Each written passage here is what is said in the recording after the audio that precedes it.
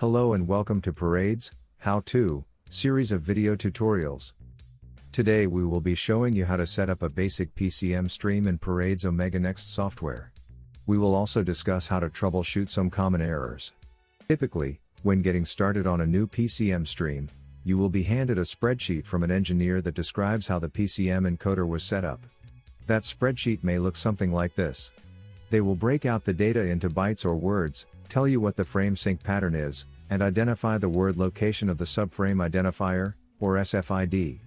There may be other information included as well, like bitrate or where certain data are located within the word map. You will also need to precisely know the number of bits per minor frame.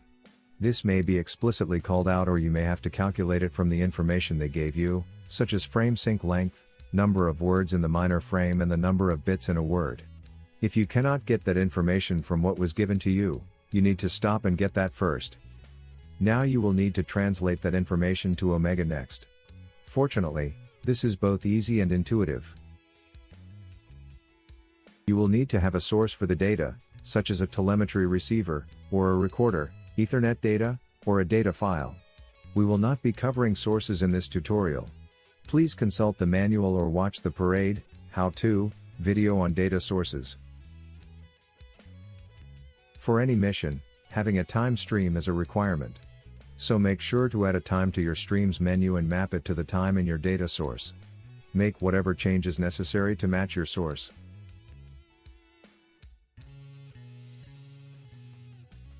Now, let us add a PCM stream.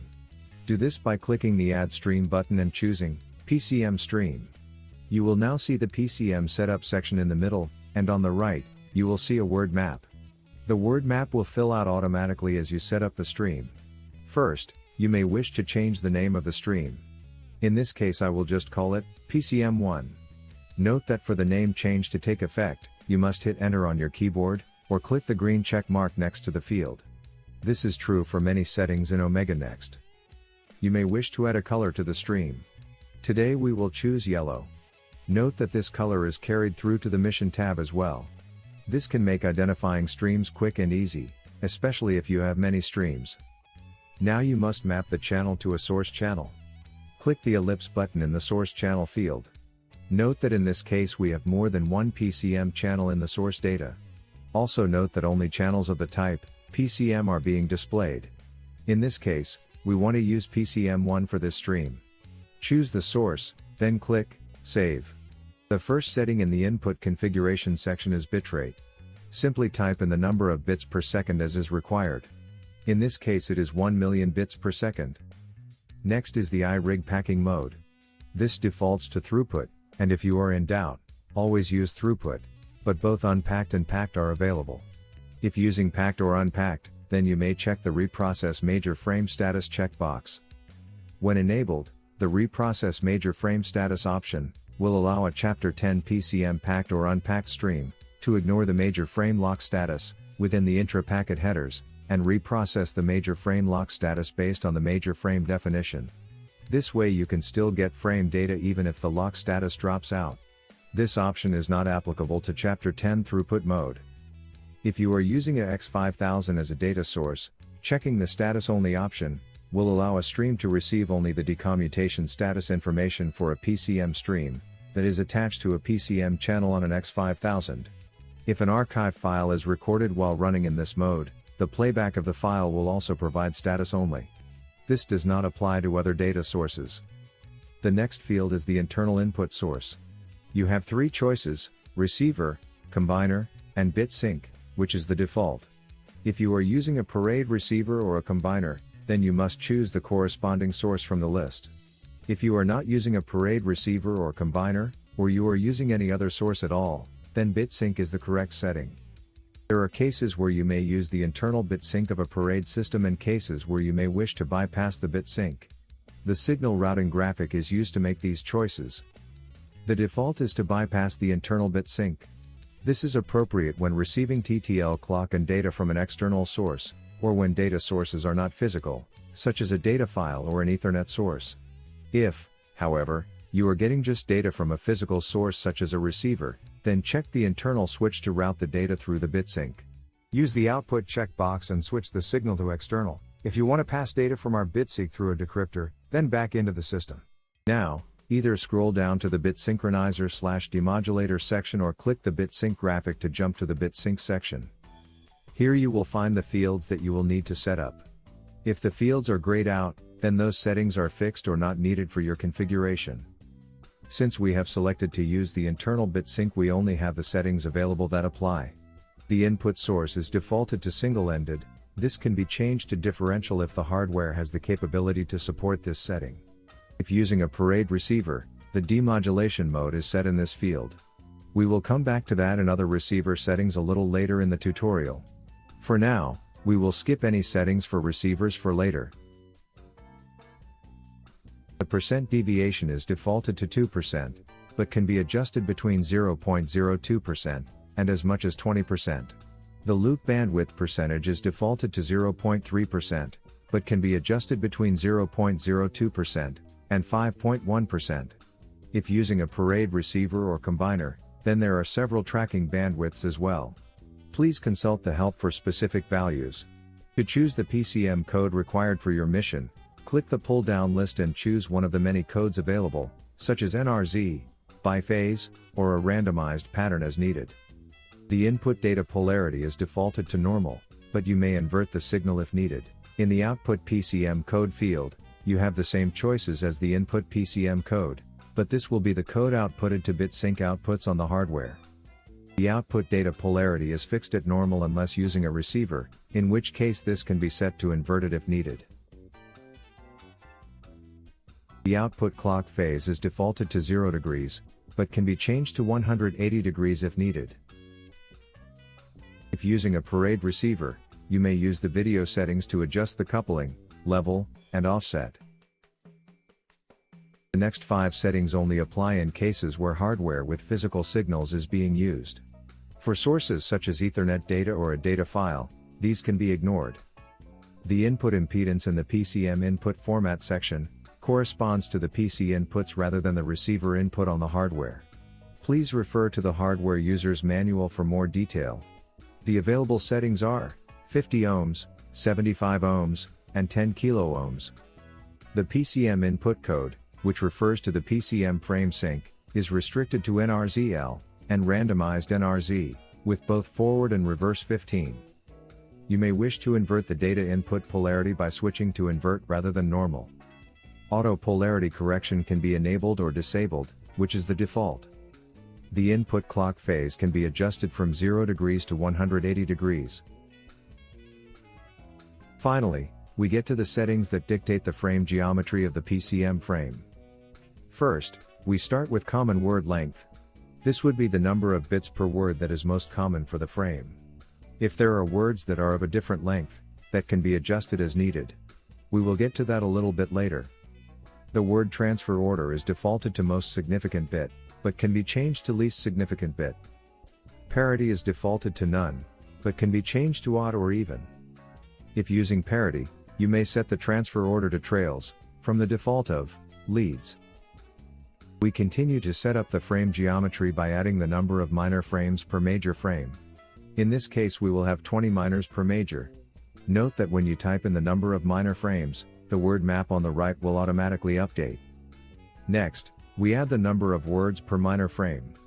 Since Omega Next follows the iRig Chapter 10 standard, the frame sync word is considered to be one word no matter how many bits it is. The easiest way to think about this is to enter the number of data words, and one more word for the frame sync. You will see the word map automatically update when you type in the number of words. Now, enter the number of bits for the length of the frame sync. In this case we have 24 bits. Type in the frame sync pattern using the hexadecimal format. In most cases the frame sync mask should be all Fs with an equal number of characters as the frame sync pattern. To adjust settings to account for errors in incoming data, you may adjust the matches for lock, misses to drop, maximum bit errors, and maximum bit slip. The last setting for the minor frame is a checkbox to process partial frames. This is to be used in packed or unpacked modes if you wish to process data even if only a partial frame was received. If your frame geometry does not have subframes, then you can ignore this entire section. The default setting is for minor frames only, meaning there are no subframes. However, If you do have subframes, it is in the major frame section that the geometry is set up. If you want to give the counter a specific name, click the subframe ID counter name field and type in the new name. The default sync type is minor frames only. You will need to change this to ID to turn on the counter. You will notice that the minor frames will now show up on the word map. To assign the word in which you want the subframe identifier, or SFID, to reside, simply type the number in the ID counter location field. You will see the word map immediately update to reflect the change. The ID counter word length is defaulted to the length of the common word length. This can be changed if your SFID word happens to be a different length. If you change the length, you will see the SFID word graphic below, change to reflect the new setting. The ID counter transfer order is defaulted to MSB but can be changed to LSB. This setting is independent of the transfer order of the PCM stream.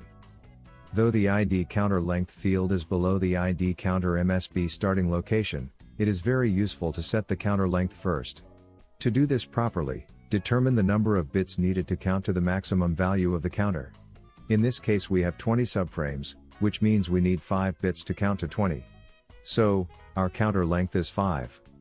To place the counter bit in the correct location within the SFID word, set the bit number to the location of the most significant bit in which you want the counter.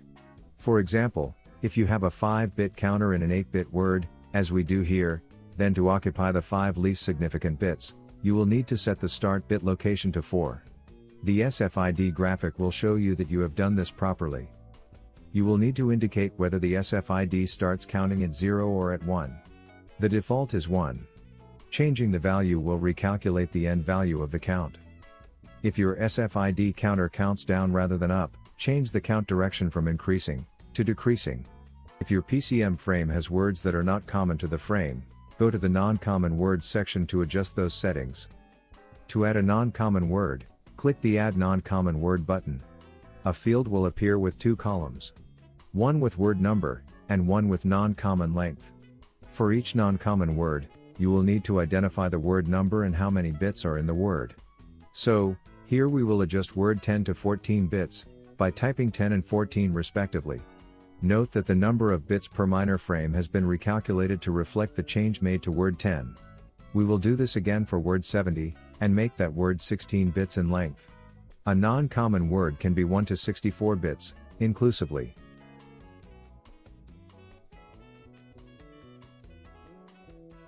There are special settings for PCM such as measurement list changes, format structure changes, and embedded streams which we will not address in this tutorial.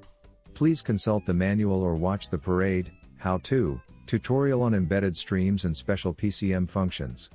Now we will circle back around to cover some information about setting up a receiver with Omega Next. Back to the input configuration section, we will switch the internal input source from BitSync to receiver. If using a combiner, then the following information is the same as the receiver settings. After switching to receiver, go to the receiver/combiner section of the PCM setup. Note that in this section you have all the controls to set up the receiver including frequency, IF bandwidth, automatic gain and frequency functions, etc.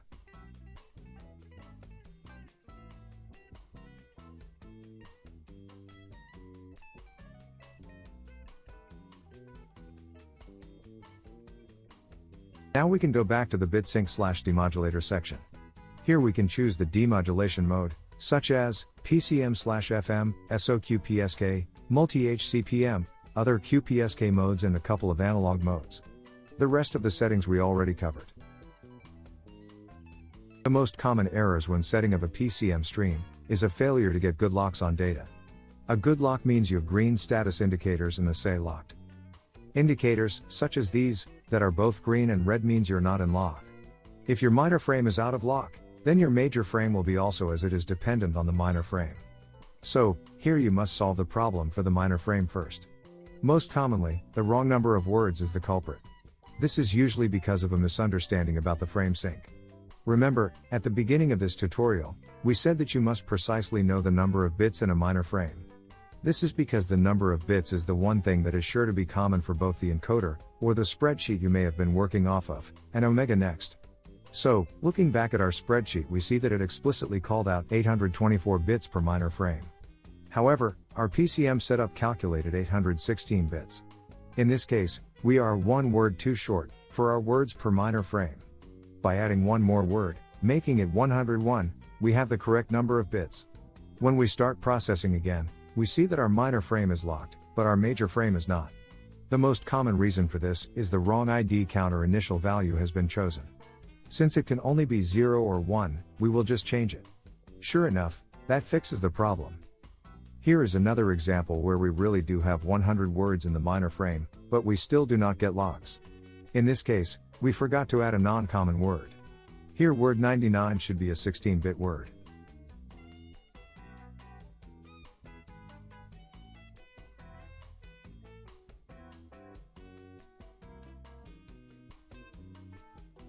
Here we have another case where the major frame is out of lock. We put in the wrong number of minor frames per major. This will result in the SFID counter being incorrect. There may be other more complex causes of poor locks, such as bad data transmission. Looking at some of the diagnostic displays and systems parameters such as lock and search counts can be very helpful in troubleshooting. Thank you for watching this tutorial and we hope it has been helpful. For more information about our products, please visit us on the web at Parraid.com. If you need technical support, please email us at support@parraid.com. For sales, reach out to sales@parraid.com.